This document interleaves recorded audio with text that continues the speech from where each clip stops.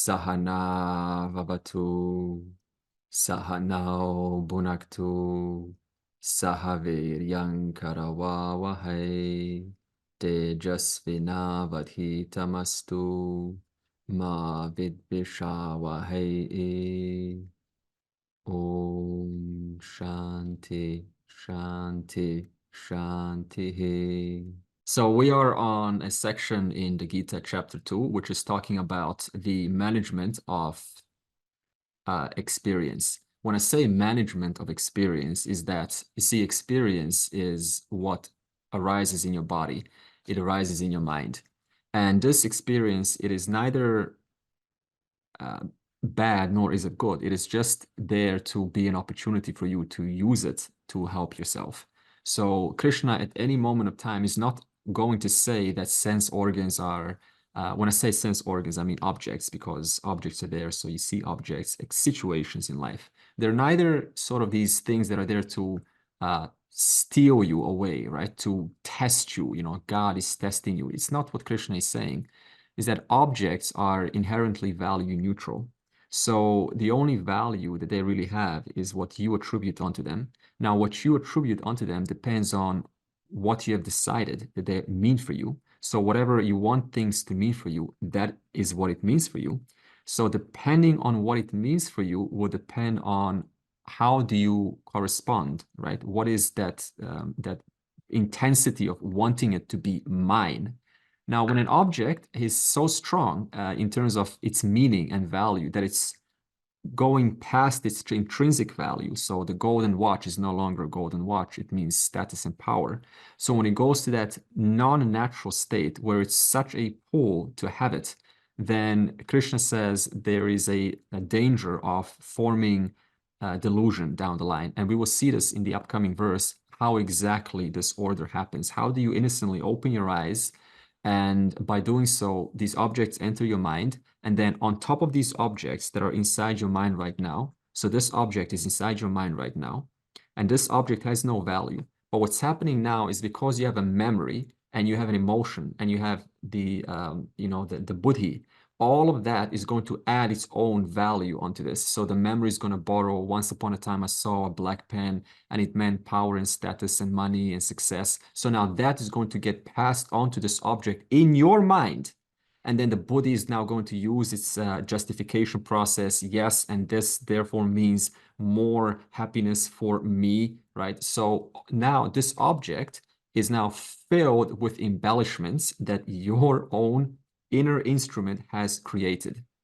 And when it does this, then you start to slowly lose yourself. You start to forget about all the natural methods of what is the right thing to do, what is not to be done, how to communicate, how to deal with this in a proper, dignified, honorable way. All of that now starts to get clouded by this huge kind of embellishment that is so loud, and it's so loud that it just blinds you from your basic memory of what is to be done. So Krishna wants to show you a step-by-step process how this happens. And why is he doing this? For some context, because last week we said in verse 61 that in verse 60 we said, what are these senses? They are pramathini. Pramathini just means they tear you. They're so powerful and so vicious that they even take a yukta, a discerning person, or they use the word vipashchit, yukta vipashchit, same thing.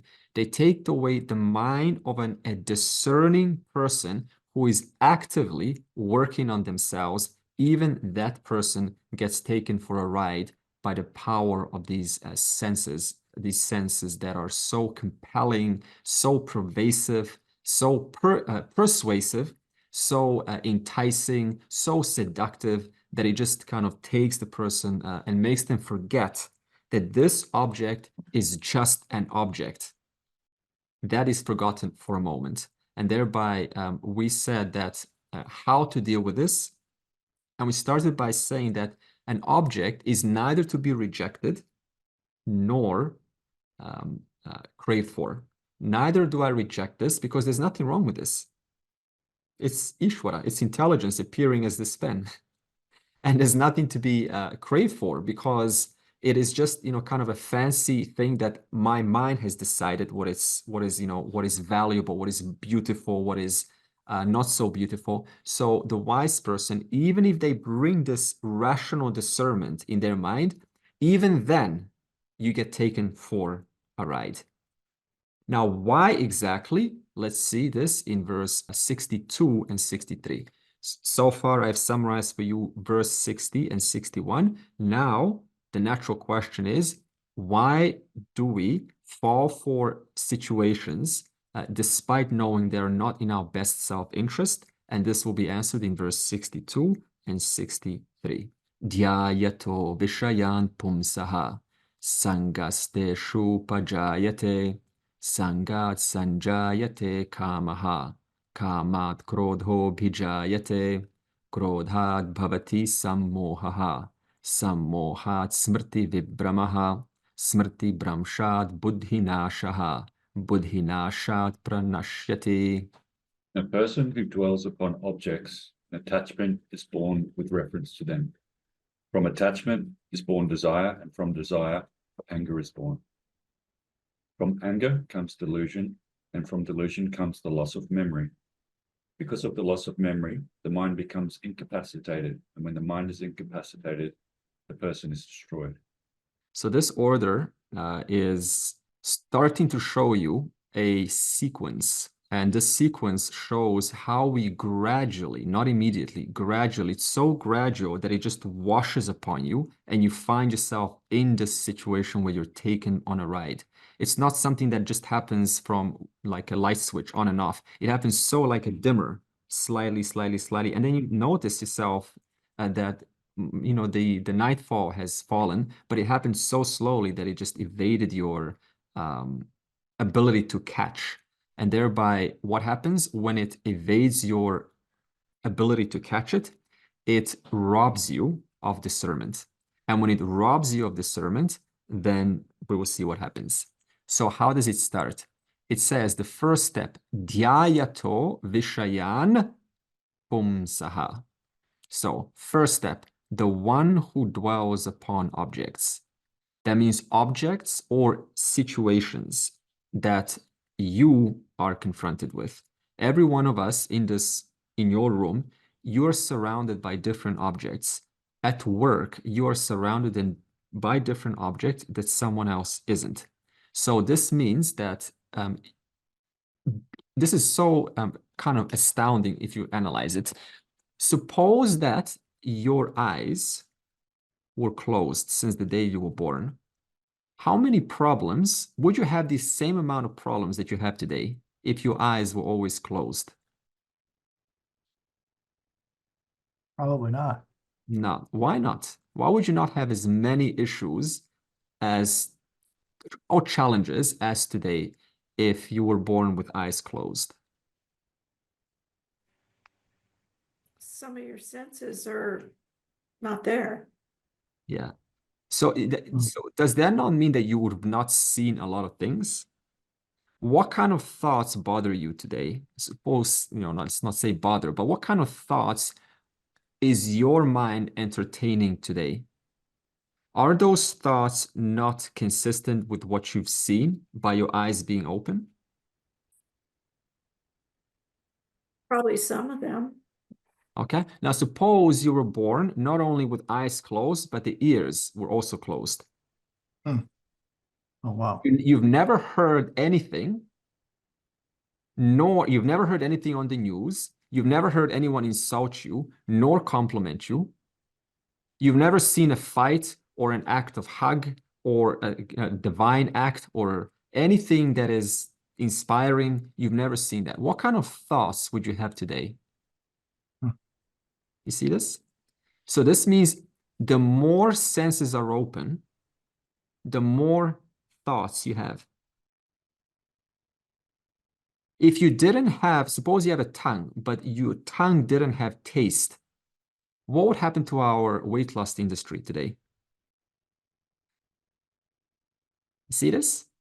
The moment you add a sense organ, it becomes potentially, not always, potentially a complication for the person's life. It becomes another pull down. Not always. It can become an opportunity. So let's see. Krishna says, sense objects. So we'll put objects. You can see this on the board, yeah. You can't because it's blurry. Okay. So objects, I will put situations. Okay. Now, why are there objects and situations? This was the question. Because senses are open. The eyes are open. The ears are open. The tongue is open. Okay. Skin is open. Jnanendriyas. Yeah, so these are jnana indriya. These are means by which you receive information from the world. So eye, ear, tongue, skin, and smell, right? Nose. Okay. So each one of them will give you a certain amount of experience in your life. So suppose a person is entertaining a breakup, you know, it lasts maybe 4 months or 5 months on average. So why are they entertaining a breakup? Because of all the things that their partner has told them. They told them A, B, C. So now they're entertaining A, B, C, and they're ruminating all day about that. And they saw, suppose, you know, a wonderful kind of a Shiva statue, right? And they got really inspired by that. So they saw a statue, and now and that causes them to reflect upon the all-pervasiveness of the Lord. So now they're thinking all-pervasiveness because of what they've seen. Okay. So this means as long as your eyes are open, experience will take place. As long as the ears are open, a different kind of experience pertaining to sound. You see, the experience of eyes is very different from the experience of sound. And the experience of skin is, whatever this is very different from the experience of smell. They're all experiences, aren't they? But they are different in nature, different kinds of experiences. So all of our industry has to deal with what? Where does all money get made? How many dollars do you have in you know, give me the skin. Where's the skin here, right? Massage. So we'll add maybe $1 billion per year. We'll add what else do you have, right? For skin. Okay, facials, right? That's $1 trillion there. Right, beautiful skin.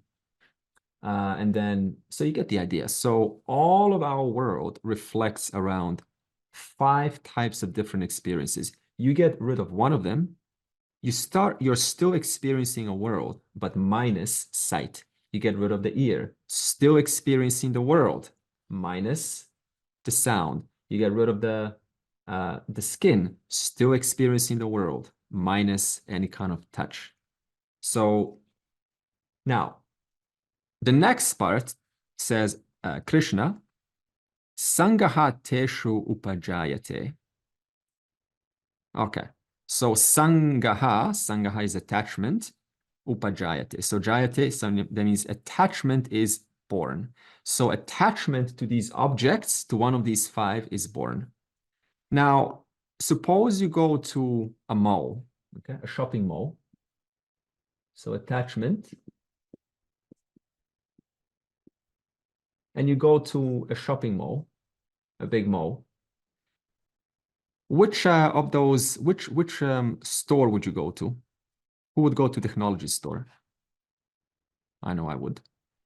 Who would go to, no, nobody else likes technology here? Am I the only? Okay, good. Thank you very much. I'm not, okay. Who would go to shoe store? Okay. For me, it's always the bookstore first. Yeah. Good. Who would go to the bookstore if they're even available nowadays? Okay, Greg. Remember those times in the libraries we used to go to and you just put a whole bunch of books around your table, spend like a whole day in there. Good times, huh? Okay. So this means every one of us, any other stores you would like to go to? The food store, ice cream store, right, Lorena? Perfume. Oh, I hadn't thought of that. Okay, The good. smell Yeah, is important. very good, very good. So the perfume store, some of us would go to. Some of us would go to anything else? Botox store, or they have. I saw an eye vision test store. I just have here in my mall. So that means that one of us will be attached to 3 or 4 objects. We will attach to a tech store, to a Botox store, to a perfume store. Okay. Why are you attached to a tech store, or should I say, why am I attached to a tech store and you're not attached to a technology store? Why are you attached to a perfume store and somebody else is attached to a perfume or a shoe store, and somebody else is attached to a sushi store? You see this? So this means that every one of us has a personal attachment to something. No one is an exemption. Therefore, attachment is born to objects. So attachment to objects is born. Okay. So far, we're now attached to one of these 3. Suppose perfume store. A little tick. Perfume store attachment. Okay. Then it says, okay, soon enough, what happens? Sangat, so that's an ablative, right? Sangat, from attachment. Kama jayate, from attachment is born kama. So next one is desire. Desire. Okay. Now, suppose I add one more. Okay. Suppose what happens when you get attached to a perfume store, to a perfume particularly. What happens to your brain when you get attached to a certain object? Do you just sort of kind of, see it once or smell it once, or you smell it over and over again? What's the follow-up when you smell or you put that nice dress on? You want more. You want more, Lorena? It reminds you of something. Usually perfume triggers an emotion from the past, or you get connected to that smell. Good. And not only do you get connected to that smell, but also it draws all those pleasant memories that you've had in the past. And then you project that pleasantness in the future. So now if I put that perfume on me again, if I put this dress on me again, then what's going to happen? I'm going to have heads turning. I'm going to be validated. One more, someone's going to let me know that I'm worthy in this world. I'm going to be seen. So now your mind starts to imagine what it would be like once this perfume becomes mine. Okay? A moment ago, before your eyes were open, there was no sense of mine. There was no owner. Now that the eyes are open, you see a perfume because you've seen it before. That's your impression. And now the mind starts to imagine this perfume is mine. When I merge with this perfume, literally you put it on your body, right? Because that's where your eye is. You put this perfume on your body. Now I smell good. And therefore, you start to have all of this wild imagination. This is the power of the mind. Sorry, Andre, what I meant was, say a perfume can remind you of your mother or something from the past. So that's why you're attached to it as well. That connection with someone else. Yeah, exactly. Or something else. Yeah, exactly. So not only does it remind you of something from your childhood, of course, your mom or dad maybe, used to have that perfume, but also you may have a certain impression for sweet perfumes, right? So that will really kind of strike you, and not some bitter perfumes. So that will also become your point of attraction. So now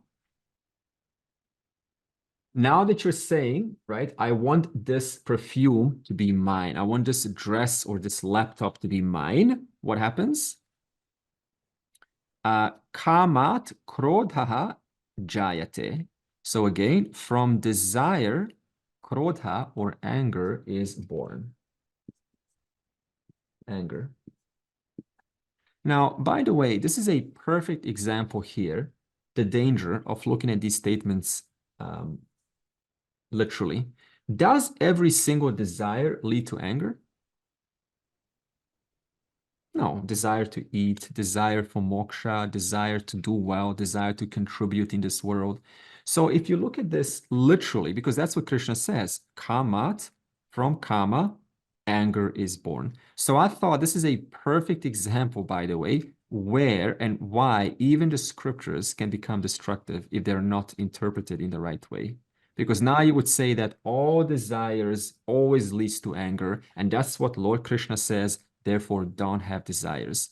And this is what's happening to so many who are looking at it from this, this literal standpoint, big. Instead of saying anger, could we say it's provoking? Potentially provoking. Why is it potentially provoking anger? So we said that not all desires lead to anger, but some do. Now, what's the difference? Why would a desire lead you to anger? Unfulfillment, being full with the desires that you have. So Frustration and then leads to anger. Let me put it another way. Suppose that you have not enough money to buy the perfume, or now that money prevents you from having that perfume, or somebody takes the perfume before you. They kind of that's a bad situation, right? So what happens now?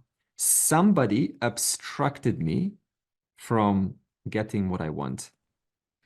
Now, how many times, so you have this desire in this world, how many times is that desire guaranteed to be fulfilled in a normal world? Very few times. So what Krishna here is saying is that because desires, we're not living in a perfect world, desires don't get fulfilled in the exact manner that you wanted them to, the natural byproduct of that is, this is not mine. I'm missing out on what could have been mine because I was expecting this thing to be mine to make me bigger. And I'm going to now miss out on that. And that makes the person disturbed. It makes them angry. So they say, oh, I can't afford this. And now what happens when you think from the standpoint of anger? Then Krishna says, krodhat. So from anger, what's born? Moha. So moha is delusion. So how does anger, what initially turned, into a can't afford, how does that now turn into delusion? What happened here? Well, suppose you say, I can't afford it. What's the natural thought that's going to follow that? I can't afford this.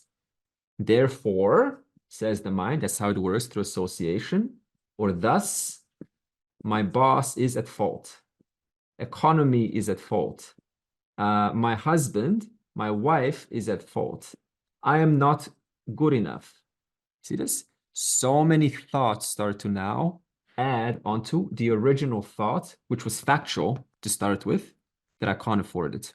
So the mind now takes over and it starts to what's called have inaccurate thoughts. It starts to find inaccuracies and find that for confirmation bias. And then therefore, you're now in a situation where what happens next? Some mohat, so from moha, smrti vibramaha. So this means the next thing that happens is can you see this? Yeah. Your smrti, your memory is clouded. Memory clouded, or we should say memory is gone. Memory gone temporarily. So what does this mean?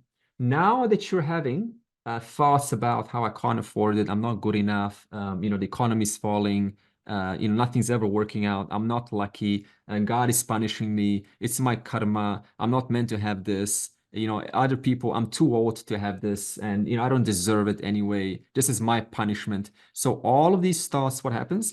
It clouds, like a cloud, it clouds your memory. What kind of things does it cloud? Basic common sense, such as taking a deep breath and pausing, just to collect yourself. That goes out. Such as taking 5 minutes, as we discussed, taking 5 minutes before you want to grab that attractive chocolate or whatever it is, that entertainment. Take 5 minutes to get up and go. That gets forgotten.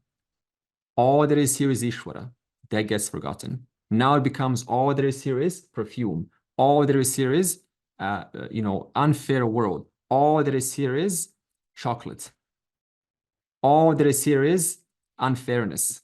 What else is clouded? That the object is value neutral. The only value that an object has for you is the value that you gave it. That goes out. What else goes out? That nobody ever has all the information at any one moment. Therefore, you no longer see, suppose it's in reference to a person, you no longer see this person as prone to making errors as much as you are, because nobody has all knowledge in this world. That goes out. Therefore, your compassion and understanding for the person's error goes out. Because your memory has gone out, the basic foundation which allows your buddhi to think, that means your buddhi cannot think without a memory. What happens? Smriti Brahmshat Buddhi Nashaha. In other words, now that the buddhi has no best friend to resort to, it's calling a line that's empty. Let me dial my Mr. Memory. Hello? There's no one on the line. What happens? The buddhi is simply unavailable. It's unavailable, or here it says ruined. So intellect is ruined. Now, what does intellect ruined mean? It just means it doesn't have proper models to contemplate upon. It has nothing to draw from. It gets all forgotten. Can you relate to this so far? When you're distressed, when you're sort of a little bit angry and those thoughts are coming, it's almost this knowledge of the Gita is not anywhere to be seen in the proximity. You relate to this? What happens then? Because your buddhi is ruined or unable to consult its best friend, then what kind of decisions does a buddhi make? Wise or unwise? Unwise decisions. Unwise decisions. And therefore, unwise decisions, what do? Buddhi nashat, because the buddhi is ruined. What happens? Pranashyati. In other words, your basic humanity is gone. Your basic manushya, thinkness, basic decision maker is gone. So it ruins one's life, because one unwise decision can cost you so much pain in the future. So life is ruined. I don't mean the whole life, but just a part of life is ruined. This concept is very interesting because I had an experience at the art gallery recently. Yeah. And I saw these exhibition, these pictures which were quite amazing. Ah. And, you know, I had some sort of attachment to this particular kind of art. And it, you know, there's that, the ability to try to understand the human nature through the depiction of the art. Okay. And then I found myself, oh, well, I wish I had come up with that idea in that first place. This person is, you know, simply brilliant, and she's done it. And then I found myself trying to interpret the art, going down various rabbit holes. And then I thought to myself, what the hell am I doing? Why have I initially strayed from what this person is trying to convey and putting over my own values and whatnot? Yeah. And then I found myself, look, I better stop. And this thought came to me like, oh, maybe modern art is a bit verboten in terms of Vedantic philosophy. It was something I wanted to ask at the class, but I thought, you know, doing these verses was a perfect segue to my contemplation of modern art, you know, my attachment or desire for appreciating modern art has created various delusions that's taken me away from what the artist had initially intended, where I've put in all my values or distorted that presentation with my delusions, as it were. And yeah, I found myself, oh, maybe modern art is not very a Vedantic. Appreciating modern art is not necessarily a Vedantic exercise, a good Vedantic exercise. I mean, Yeah. I think it is. I think anything is a good Vedantic exercise because this art gave you an eye into this process. And you've just very rightly so explained to us so accurately how you were initially attached to a certain art. I mean, you were started out by being attached to art, right? And then you saw a particular art form and a desire got developed to kind of, you said, I wish that I was on the creator of this picture. Yeah. So there was like a desire, like I wish I was this, but I'm not, I'm not this desire. I'm not on the receiving end. So then what happened? I'm not good enough or whatever, right? I'm not saying you had these thoughts. Yeah. And then it created what here, a little bit of additional thoughts. It created some delusion, as you said. It could be jealousy in some cases, or I wish that author was, I wish I could meet that author, or whatever it is. But then you said also memory, you remembered something, right? And then your memory came in. And when it came in, then you started to say, what am I doing? What am I doing? I've veered away from my original appreciation of this art. And that was when your memory kicked in. And now it made a different decision to I don't know what you did after, but you can see the process. Yeah, I stopped going down my own rabbit hole and just appreciated what the artist was trying to convey. Yeah, so this means your memory still kicked in and it reminded you, this is not taking me, this delusion. If I don't stop, this delusion is going to keep on growing and growing and growing. So that's when your memory came in. Yeah. Now, I want to give you another example, actually. Suppose that you are at work and you are very good at doing what you do. You're sort of competent and confident in your programming skills, in managing customers, in doing your business, in communicating, answering customer service, in treating patients. You're very kind of confident in your thing, right? You can like confidently assert your place. Now, suppose we take a programmer and the programmer has this idea. So they're attached to a certain image that I am a good worker. What I do is I'm excellent in what I do. And you're attached to that self-image about yourself. So attachment. Now, what happens when this programmer delivers a work to the manager? And then the manager says, this is, what is this? This is not as good as I thought. So this means you started out having a certain attachment, how you are, okay? Attached to a certain I. So you're attached to the ahamkara. That means the changing the roles that we play, the roles, the role player. You're attached to the role player. And what happens when I'm attached to the role player? I want validation. So I want validation. So this, when I show my work to somebody else, I want them to acknowledge that my image of myself is indeed, right, happy and excellent. But the manager doesn't give you validation. The manager says, your work is kind of, you can go back and improve it. What happens now? Was my desire fulfilled? Was my need for validation fulfilled? No. What comes next? Anger, krodha.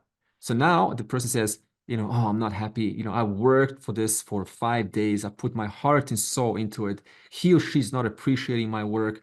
How dare they're jealous. They wish they could be like me. They're doing this intentionally. They don't want me to succeed. They're like kind of, they're on somebody else's side. Somebody pay them off to not like me. So now where are you from anger into delusion? So you've created a narrative about this person. And when you're in that narrative, are you thinking about basic guidelines of what it means to be a patient person, an understanding person, a person who's going to self-reflect? Maybe they know something that I don't. Maybe my work isn't as good as I thought. Maybe that was just my idea. Are you thinking that? Most likely not. So now the delusion is there. Therefore, my memory of basic ethics, basic ways of communicating and assessing and self-reflecting gone. And when my memory is gone, what happens to my buddhi? Can I contemplate and think in reference to what I'm going to do to this person? No, what happens? I have a little hammer, right? With a strike on the head. That's the kind of thoughts that the buddhi is now going to have. And now when this strikes, it kind of gives you a little bit of happiness, because you cannot stand the anger that's being produced, because it's making the mind very kind of ripply. So you want to get rid of this anger by kind of having some revengeful thoughts. And when we have these revengeful thoughts, it comes out as passive aggressive. Therefore, what kind of decisions we make? Those passive aggressive decisions that the manager picks up, and they could make a decision that's going to cost you dearly. Okay. How about another real life example? There was a girl, I don't know where I got this example from, but I remember it, who grew up with parents who were rich. And she was so accustomed, so attached to a rich lifestyle. So when she grew up, actually what happened was her parents lost the business. So she always had that desire to find a man when she grew up who is rich and supportive like her parents were. Natural, normal situation. And she found a husband. So she was always attached to this idea of having a rich husband, because that's how my parents were. So her desire was for lots of money. Okay. But in the modern economy, the husband's working 40 hours a week or more. She also wants quality time with him. So no matter what he did, he found himself unable to fulfill her fancies, her desires. And he called her delusional, because no matter what he did, she just was not content with the amount of money he was making. And she just was always kind of, what do we call it, goalpost shifting. You could never fulfill her standards. And so what happened here? She had an attachment for a certain lifestyle, and her desire is for that lifestyle to be fructified by her whom? Naturally, her husband. Her husband can't do that, because you got a man who's working and, you know, you have to travel back and forth. She got angry. You know, it's he, him, right? So it's always him, never I. And that anger then caused a delusion, right? You're not good enough. You know, I should find a better man. There are so many better men out there. Real men don't cry. Real men always find the solutions. You know, I'm not your mommy. I shouldn't have to explain to you. You should know this by yourself. So no matter what he did, it's not working for her. So he called her delusional, right? And he was right, because that's what she's doing based on this process. And what happened to her memory?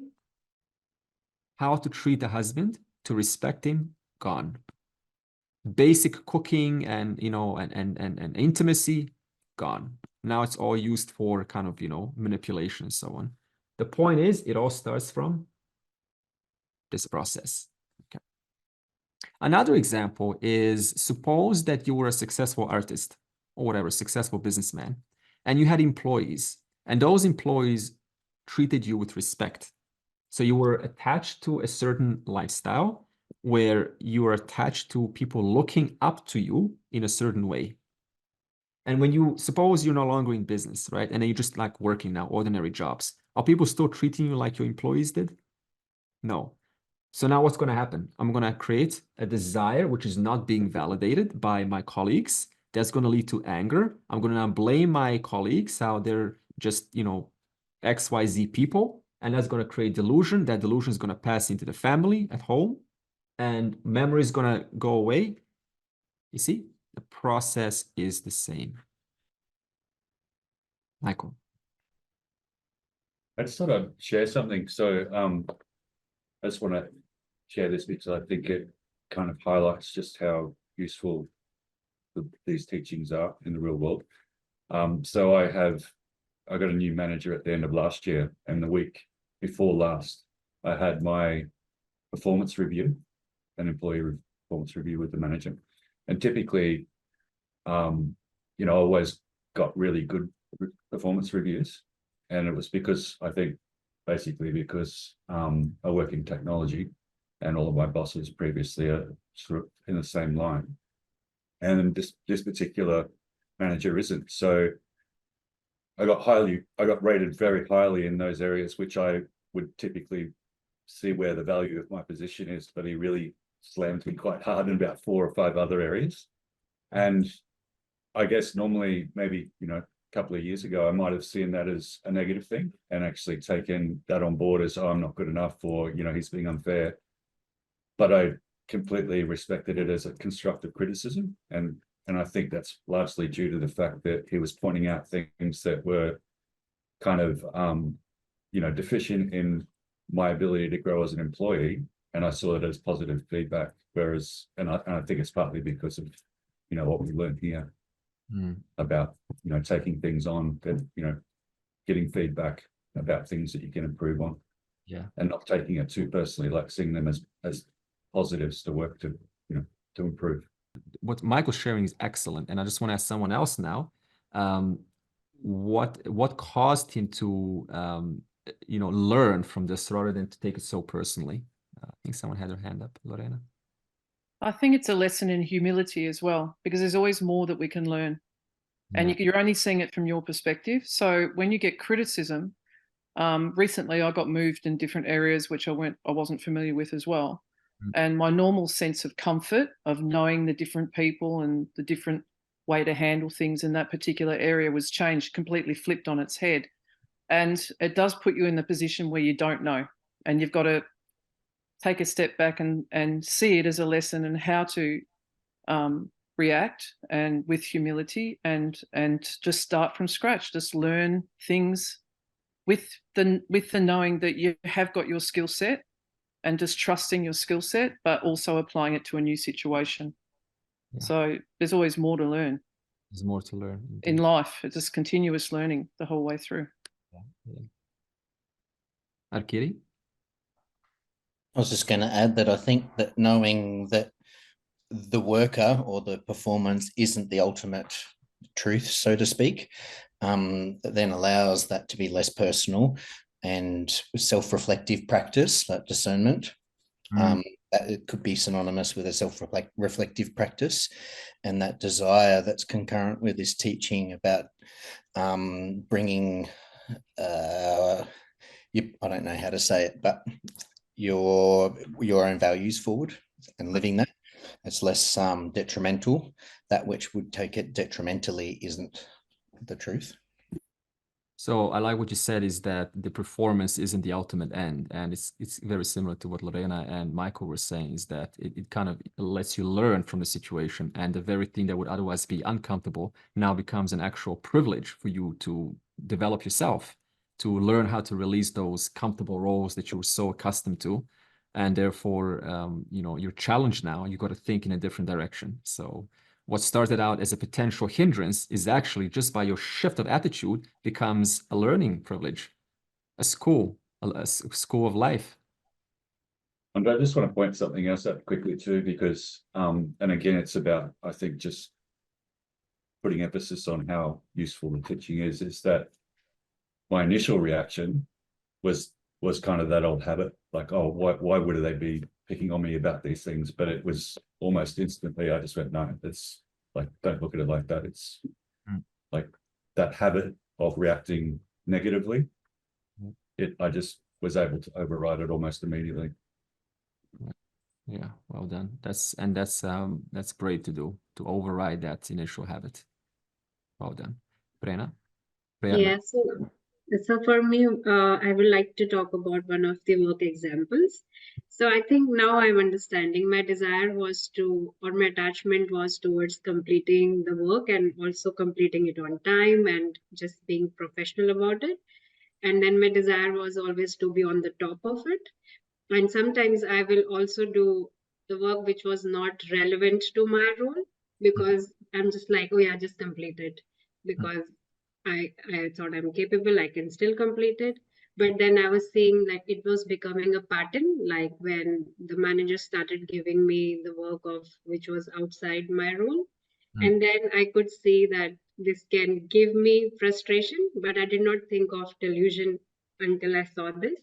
Then I spoke to him and I told him, hey, look, this is not what is my role, but I'm still helping you.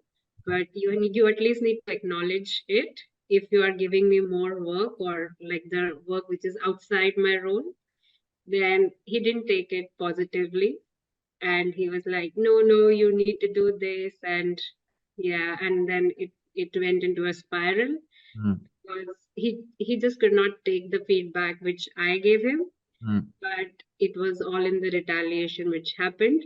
But it could have been led into delusion, which I actually started thinking about it, like who is telling him to give the work of some other people on the project. I started thinking a lot in my mind, but maybe now when I look at it, he was just I was not looking at the whole story. Maybe he was not knowing what are the different roles of different people. The responsibility chart was not clear in his mind, though giving him like feedback and telling him, no, we are going to get into a roadblock further, he didn't look it positively. Right. Yeah, but then it led to a lot of problems in the department, like in my project, like few managers were involved, and then they tried to give him a pushback, and I didn't like the whole scenario because I thought, oh, it was me who started it. And then I'm like, okay, he deserved it because I tried my best to stop it then and there. But now I can see the whole cycle. Yeah. Okay, let me isolate that a little bit to this part. Where would you say that the problems arose in this process? I'm really curious. Like the attachment, I think the desire, I think both of them, like the attachment was to get the complete work, like just complete the work and be on the top of work. Right, okay. Desire was to get, I don't think the validation is just how I am, like I just complete everything and I'm like, okay, get it out of the way and then I can, enjoy my day or just eat proper food and just go for exercising. I don't know. So the desire is to just have more free time and give it to myself, like meditate, read, or whatever I want to do. Okay. Yeah, so just kind of going back to Michael's example a bit, trying to relate it more to the model that you put forward. I think Michael showed a lot of maturity around his sense of I. And what I mean by that is that we tend to think that I am the truth, and I, everything has to satisfy me, and that distorts your view. Whereas Michael kind of was able to see through that, and so no, I am just part of a bigger thing. This guy is seeing something else that I can't see, and I need to go and look at what he's doing. And yes, like he said, the teachings that you've given us so far, little bits here and there, has contributed to knowing the difference between my sense of I and objects and how things interact. Very good addition. Okay. Yeah, I just want to point out, I got this book just coincidentally, How to Create Your Own Calm, and I got it by its cover. And then when I started reading it, it's actually a book for kids, but it's actually excellent for adults. And it had a section on anger, and they have little segments of scientific research in it. And in it, it said that when we're angry, our intellect drops by 30%, which is actually a really staggering amount. And it's a really nice way to sort of, for those of us who are mathematical, we can sort of go, well, 30%. Well, if I'm like IQ of 100, I've never had mine tested, but so just say I'm 100. That means when I'm angry, I'm at 70, You have to evaluate what is, can I afford to stay angry? Can I afford to, for how long can I afford to stay angry before it turns into delusion? You have to assess that. Krishna's not telling you don't do this. This is just a process that's being pointed out, how the sequence happens. But you have to intercept eventually yourself somewhere before it turns into delusion. Okay? Basically, it starts with when it's all about me.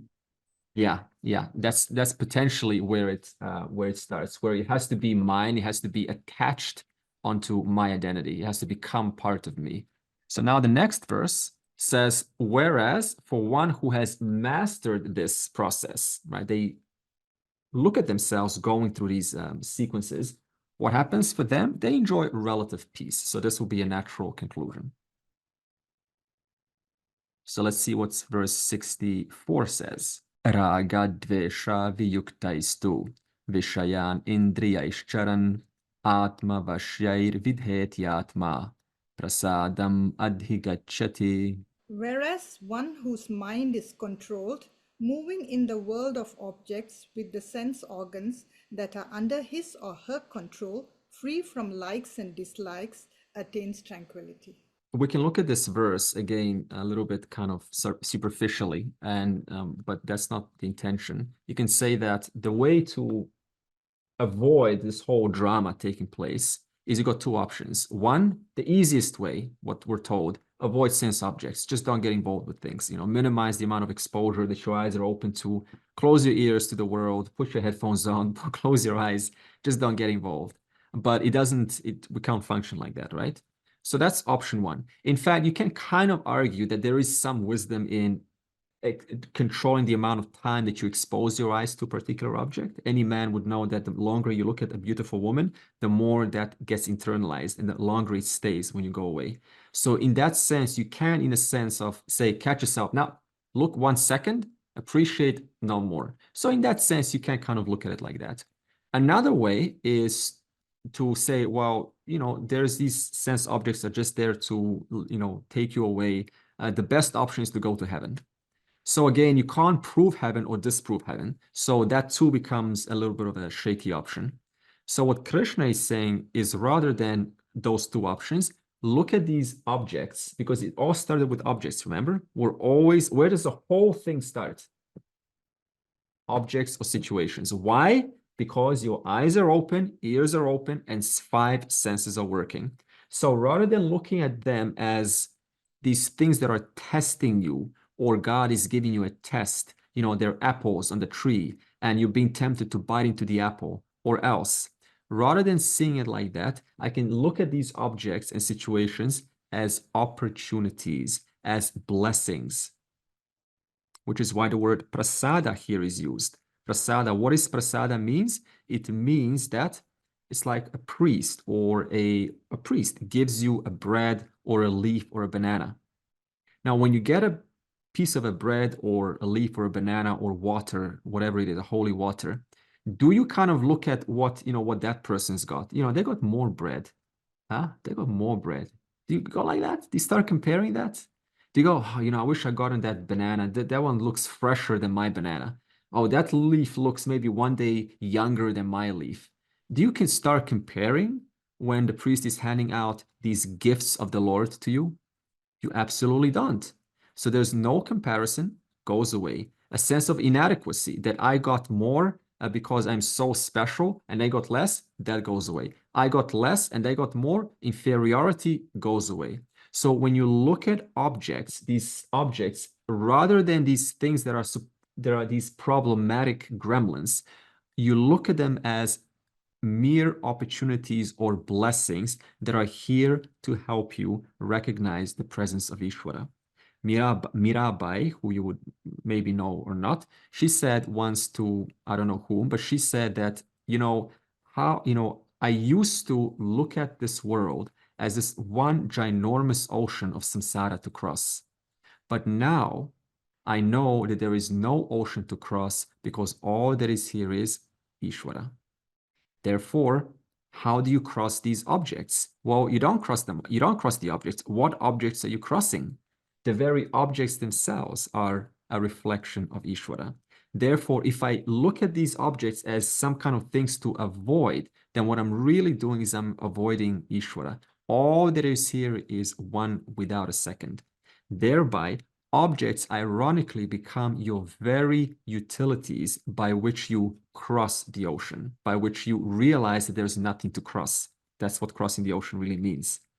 So in that sense, objects are neither bad nor good. They're simply opportunities for you to, as we all contributed, to develop your sense of, your relative sense of self-worth, your self-respect, your self-confidence, to reflect, where are my weak points that need to be developed? Where are my strong points that I don't need to develop so much anymore? And thereby objects become your very pointers to help you develop yourself in the most wonderful manner that you deserve. Okay, so Krishna says, let's not look at these objects as the cause of all of this. They only become the cause if you let them. Otherwise, they are mere blessings of the Lord. They're prasadas, they're gifts. Okay? Now, as a result of seeing your world of objects and situations as gifts, what kind of indicators show up? How do I know now that I have really connected to this message? How do these maturity indicators show up in my life? This is the next verse 65. Before I do, I'm going to ask us one question. What changes when you rename objects into prasada? What changes for you when you rename the objects or situations from objects to situations to prasadas? They are now gifts or blessings. What changes for you when you hear that, Lorena? You see life and everything that comes your way, there's gratitude involved. So you approach life with gratitude. The value you attach to that object is changed. Probably it is reduced. It has no value. And the moment the value is reduced, your moha, your krodh, everything goes down. Okay. Very nice way to put it. Okay. Verna? I stopped questioning the fairness attached to the items I get. Like, I will not think about why I'm getting less or more. I'll just be thinking of, oh, it's all fair, and do not get into the idea of competition here because it's prasad. So it makes it so much easier to actually enjoy the little bit that you have or the lot that you have. Yeah. The wisdom to accept the things that we cannot change. Now, the relationship with what you're dealing with immediately changes. The way you look at it, it changes immediately. It's not, you don't feel that resisting, that pain, that thing, but you feel a bit more certain. Something which you feel like you can deal with it in a better way. You feel like you can deal with it in a better way. I think this is a very important question because it's a question that directly asks you, how does your feeling change now knowing, or if you were to, hypothetically speaking, no longer look at these situations that I have to conquer, that I have to win, specifically given and assigned for you to help you develop yourself. Maybe that you don't take things for granted. It will help you to surrender. Yeah, I think there's a lot more reverence that comes into everything that you do. Because when we hear that prasada and you believe in that, then your approach to whatever that you do or whatever you get will be much more reverential, I think. So I want us to consider this today's session. And when the session ends, I want you to really ask yourself, how would I look at my life that all the things around me that I've considered to be otherwise, if I were to see them for a moment, they are gifts. They're special gifts wrapped by the hand, the invisible hand of the Lord, given to me as an opportunity to thrive, to enhance myself, to improve my life, to connect deeper to divinity. How would I look at these objects around me then? It's an important question. I was reflecting on my experience at the gallery, and I found myself thinking about why I was in that state when I was, and I kind of thought whether it was to do with my vasanas, and one of them was my vasana to understand, to know, to understand. And when I stopped that, I guess that was a thing about, I don't need to know everything. I don't need to understand everything, and let it go. And that's when I enjoyed the rest of the exhibition. I was with my daughter, and we just had a fun time making fun of all the different pictures and whatever, and letting go the need to want to understand or to know. And I guess the prasad was having a fun time with my daughter at the gallery. I think that is a perfect example what Sandra was saying, to surrender, where I surrender my need to be accepted, to be liked, to understand everything, to be smart, to be pretty, to be validated. It's a very good example, you said. It reminds me that I'm part of a bigger scheme. I'm one of the participants in the big scheme. It's really not on me. It's not my, like I don't have a say in it, really speaking. If I look at it from that angle, I really appreciate the Prasada Buddhi even more. It's almost like it gives you more resilience to accept what you do have and not be so kind of, who said the word, taking things for granted, I think. So further to what Sheila said and what you also talked about, it's an acknowledgement of the laws and orders of Ishvara. That's what it is for me anyway. And what does that give you? What does it mean for you to say it's to acknowledge something or to acknowledge everything as laws and orders of Ishvara? What does that mean for you, Ricky? It gives me a detachment, and it allows me the ability to discriminate between the objects and myself as consciousness. And also knowing that those very objects that you're discriminating, they're also very consciousness. So there's no two things. Yeah. It really helps me to know that Ishvara is for me, that it is creating the life around me for my own good. You know, it helps me to really appreciate and develop a relationship with Ishvara. I like that. So Ishvara is creating a life around us for our own good. We just have to see it that way. That means we stand in our own way. Kendall? Yeah, I was going to say to you, just echo what Greg said. It brings Ishvara to life, I guess, in a sense. You know, I guess as we learn more, it can seem a bit of an abstract concept at the beginning.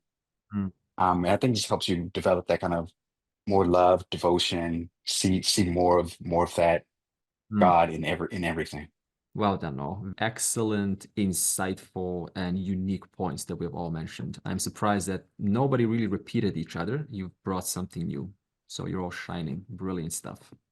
Okay. So verse 65, the next verse, we said, what are the indicators?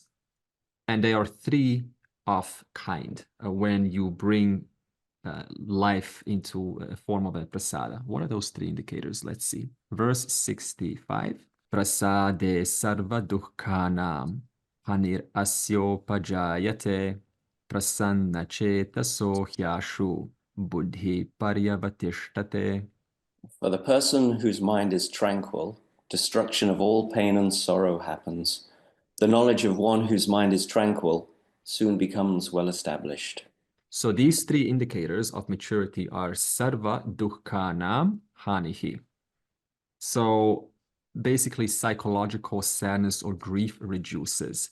That means you're able to bounce back quicker from what kind of psychological sadness or grief? Well, we call them adhi bhautika, any kind of external situations. That means from when people give you a hard time or situations give you a hard time, you're able to bounce back. Sure, you feel that pang or whatever it is, but you bounce back much quicker. It doesn't linger all day for you.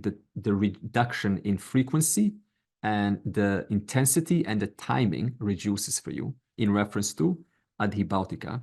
And then it also reduces in reference to adhi daivika. Those situations which are uncontrollable for you, such as, see, if moksha was a choice, person would choose to solve the issue today, right?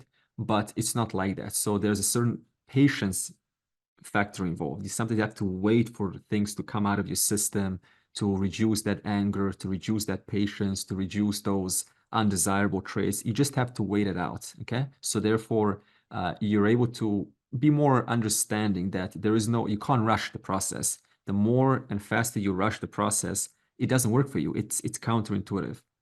And also there's a reduction in adhyatmika. That means you're able to bounce back. And again, what Sandra said, you're able to surrender, and also, who was it, Vig? who said that you're able to surrender to the fact that I may have some shortcomings. I also have strengths, and I am okay with that, because the truth is you will never quite have everything polished out. It's just not realistic to think like that. So you're able to be much more okay with you as a person. Now, the question is, how do you bounce back quicker, right? And I thought I'd share stories from Panchatantra, which I really enjoy, because there are so many stories in this book.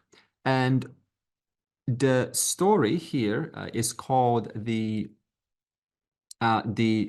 wise crow's three nests. And there was a crow who was called Suvichara, and it was a her, so she was a very wise crow. And she had this peculiar habit of building three nests. Wherever she flew, she was building three nests rather than one nest. And one of the birds, they came over to her and said, what is this strange habit? You have three nests in different trees, and we only have one nest. And this crow, Suvichara, said, well, you see, I anticipate calamities because life brings us calamities. I just don't know what's going to come tomorrow. So I prepare myself. So one day there was a flood, and this flood basically was so high that nobody anticipated it being so high. It was a spring. And it took out all of those lower branches where the birds put their nests. And so, including Suvichara's nest. So all of the birds, they lost their eggs and they lost their nests, which they took a long time to build. So they were lamenting, they were, very sad, and, they were like at a loss. But Suvichara, the wise bird, she had two more, remember? So she just simply took the little remaining parts that, the laptop and the bird laptop and the bird TV, she took that over to her second nest. And so she enjoyed her time, right? She just naturally transitioned. And then again, there was now a huge storm. And the storm took out her and many other birds too, the second nest also. So again, the bird took the little belongings that she had, her briefcase and bird passport, and she came to the third nest. And then she just so smoothly made that transition that one of the sparrows, the nearby friend, came over and said, Mr. Crow, I'm a sparrow, and we sparrows have been looking at you. You're always so smooth and calm, and you just seem to be so calm under pressure. What is your secret? Well, you see, birds, every creature goes through their fair share of loss. There's no exception. Whether you're wise or not, you will have that. And I already anticipate that. I prepare myself mentally, but also physically. I prepared for such calamities because there's a possibility that they may come. I don't know when or if they will, but I am prepared. And thereby, I do whatever is necessary to make sure that when something does come, I don't end up being so stressed that I cannot think what next. In other words, I spend my time when everything's okay. That's when I spend my time building a backup plan. Not when things have already gone, but when things are perfectly okay is exactly when I build a perfect backup plan. And so the sparrow understood, so this is not something that we've been considering. And so it's a nice story that shows you that, how does, a wise person is not just wise because they are able to move from one situation to the other effortlessly. No, they thought about and anticipated calamities. In real life, this means, where is your money? Is it in one bank? What if that bank falls? Is it in multiple banks? Do you diversify your investments, or is it all in one investment? I know one guy who put his, in a managed fund. He put a lot of money in that managed fund, and that managed fund failed. The manager made an error, and he lost so much money. And that was almost his life savings. So therefore, do you diversify, and do you have a backup plan? That is the question. Do you have a backup plan? There was once a time, yeah, exactly. Don't put your eggs in one basket. When I heard early on in my, I was around 17 or 18, I was a lot into listening to business audios and business itself. And I learned from this guy who said, if things go wrong, will you have enough money in your bank to live freely without worrying for 1 year?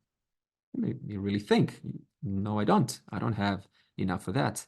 And it made me think, what would happen if all your money were to go away and you only had 1 month?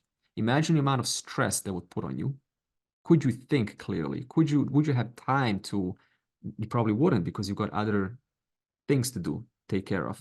And so I said, okay, so this is, you got to have enough money, you know, for at least 1 year if the economy goes down. So this is the kind of the examples. And then of course, you know, you take it further, you get 50 years, 40 years, 50 years, 100 years worth of money. It doesn't matter. It's up to you.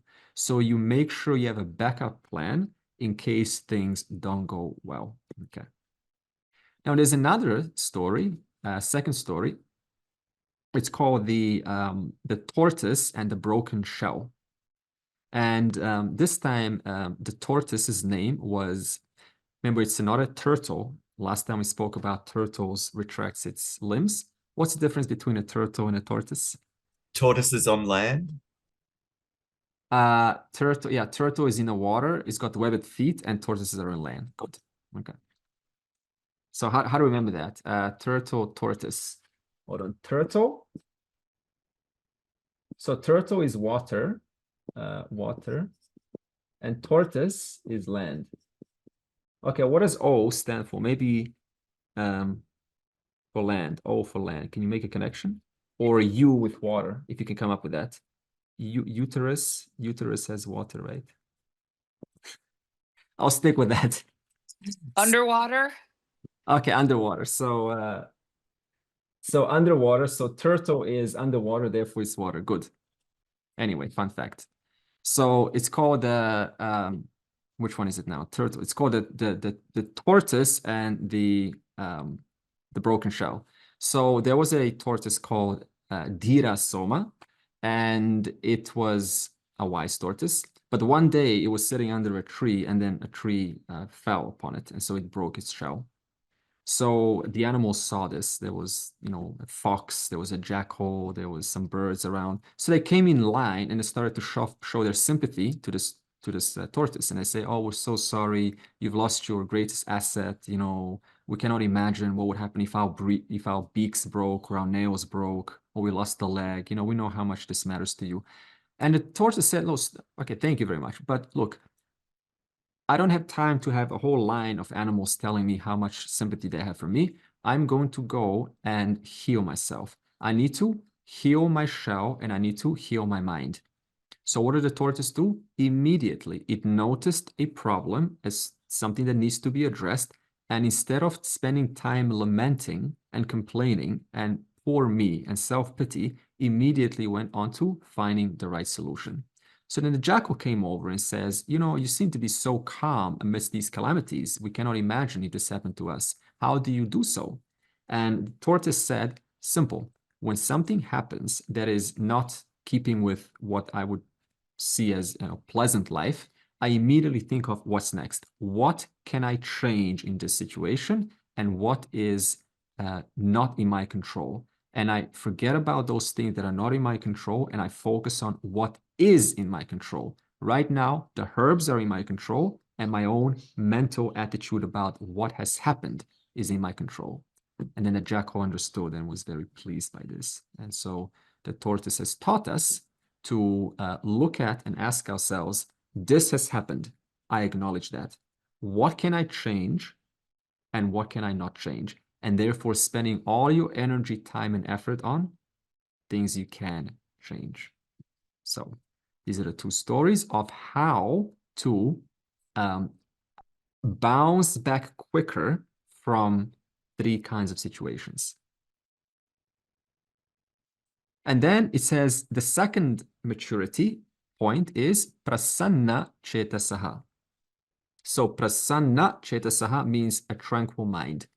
So generally, like the tortoise and the crow, they have a cheerful mind. A wise person has generally a positive outlook on life, is not so into, it doesn't look at the gloomy things of life, things are falling apart, what now? This has reduced, and this takes time. This takes practice to reduce this kind of voice. So they're generally more enthusiastic about life, about opportunities. They look for the good in every situation, much more grateful, much more appreciative, seeing the beautiful aspects of life, okay? And this is a tranquil mind. And what else? It is buddhi paryavatishtate. This is the third indicator, which is a steady intellect. So what is a steady intellect? A steady intellect is where you don't easily get derailed in times of anxiety, where you retain your concentration relatively well, especially in times of anxiety. And there's a story from the Mahabharata that demonstrates this very well. Remember when Arjuna went to Draupadi's Swayamvara, and he had to look down into the spinning fish, okay, reflecting. So was he looking up or down? He was looking down, right? Okay, so I guess there was a fish above, and he was spinning around a ring, but he was looking at a water, right? A reflection of that. So how many kings missed, right? They were all trying to aim at the eye of that fish. How many kings missed? Basically everyone, right? Except Karna, I think. But Arjuna did not miss. So now the question is, what made Arjuna have this steady kind of focus that others didn't? What is that defining factor, do you think, that made Arjuna hit bullseye that made everyone else miss? What do you think it is? Ability to focus. Okay, but concentrate. Okay, but now I want to know, what is the process which makes you concentrate so well?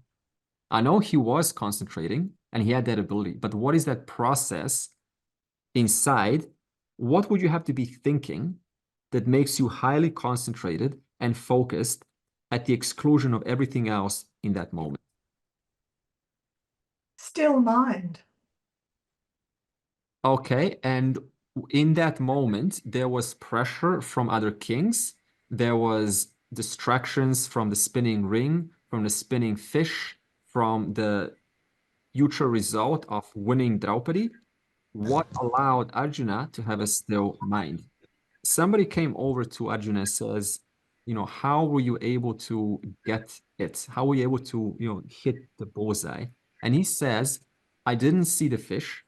I didn't see the reflection. It could have been a dinosaur for all I know. All I saw is the single point of desirable object that I wanted. It was the eye. That's all I saw. I didn't even know what it was, whether it was a fish or not. So this means, was Arjuna's attention on future result of winning Draupadi? No. Was it on the pressure of the kings looking and giving him pressure that he has to perform? Was it on his attachment that he is the greatest archer? He's Dronacharya's favorite student, and therefore he has to aim properly. Was it on that? No. It was on the simple task at hand. I have to get the eye. There's no future. There's no past. Right now, this has to be done. All great things in life get accomplished like this, where you're able to suspend temporarily your desire of winning, your desire of future outcome, your desire of looking like a person that's capable of making it, and just focus on the the task at hand. That's it. Thereby, he was able to concentrate. How did he have steady intellect? He knew, what do I want in this moment? What do I absolutely need to do right now? What am I being called for in this moment? It is the I. There was no fish, there was no Draupadi, there was no marriage, there were no kings, just the task at hand. And this incidentally makes you perform so much better, unlike those other kings. Where was their mind on? On the fish, on the eye, on the other kings. What are they thinking about me? I have to score this beautiful woman. So many things, and that is what made them not aim properly. Therefore, this is a nice lesson of what it means to concentrate. I focus on the task at hand at the exclusion of everything else. Now, the next verse will talk about those who don't develop this steady intellect. They have a disturbed mind, therefore unable to find happiness in the simplest things of life. Before we do that, in fact, we will do that next week. I will ask us a question. What lesson does the wise crow for you illustrate? He taught us to prepare for alternatives and don't wait for God to come and intervene and do things for you. It's excellent. So prepare for the alternatives and don't wait for God to save you, because God is not going to save you. God is not some person that's sitting who has the power to save you unless you collapse possibilities. That means you have to first know what you want, and then you have to bring that into your life. What enabled Arjuna's success at Draupadi's contest? And he's been training for this. That's a good point. So it's not like he just came in, and he's got it first hand. What you don't see behind the scenes is the amount of training that goes on. So thereby, that's what graces you. So Ishwara's grace is not something that you can't go, oh, I'm blessed by Ishwara. If Arjuna said, I'm blessed by Ishwara, what does he really mean by that? I've earned it. Okay. Moksha, same thing. I've earned it. Therefore, nothing here just comes from the sky. You have to earn it through concentration.